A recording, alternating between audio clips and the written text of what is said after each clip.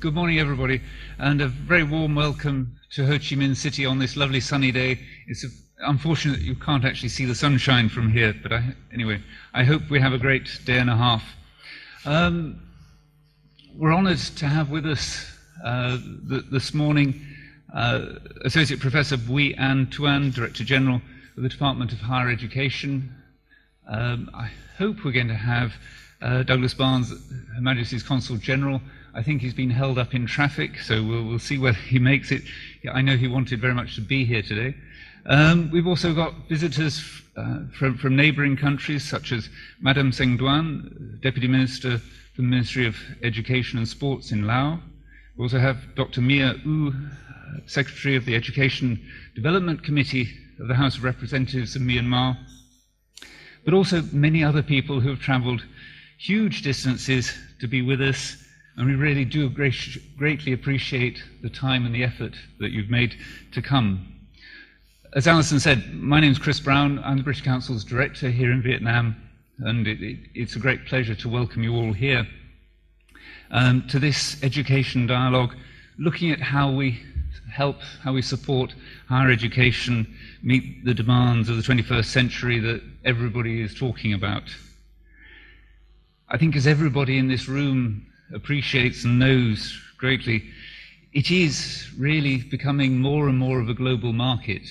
So it's no longer a case of higher education operating within national boundaries. What happens across the borders really does matter. And it is very much a fast-changing sector.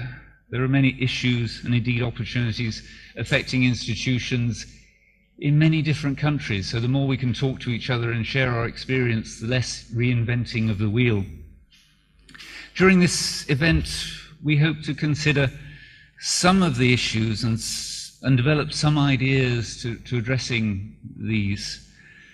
There is a huge menu of what we could be talking about, but so I think fundamentally it's what does a successful global 21st century university look like? You know, how do we ensure the right high quality research and or teaching? Do you need both? What's the right mix? How do we ensure students have the right knowledge and skills, both for today's needs and opportunities, but also for research and employment in areas that we cannot even imagine today, because they will be working in 20, 30, 40, 50 years' time. You know, the world will be a very different place then. How can universities and industry work best together? There's an awful lot of rhetoric about that, but how, in actual fact, can busy industrialists actually really engage with higher education on shaping the curriculum? You know, how can higher education be responsive to the needs of industry?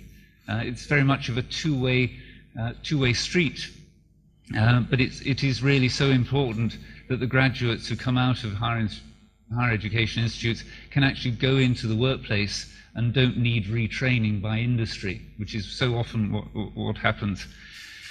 Anyway, many issues, and this conference, as you've seen, is just part of a series of global education dialogues. Here in East Asia, we're organizing 8 different conferences in different places, all with a specific theme and agenda. If anybody would like information about the other events, please speak to one of my colleagues. As Alison said, we've all got red lanyards, so do come and speak to us or look at the website. There is a lot of information there. I think the fundamental value of coming together like this in such a email-connected, internet-connected society is actually to be face-to-face in the same room, to actually be able to exchange ideas and experiences together.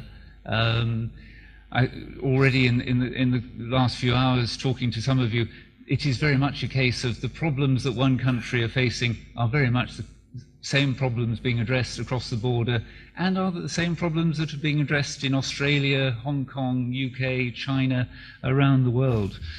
So I think by coming together we can actually come up with some ideas and shape some experience and build some partnerships.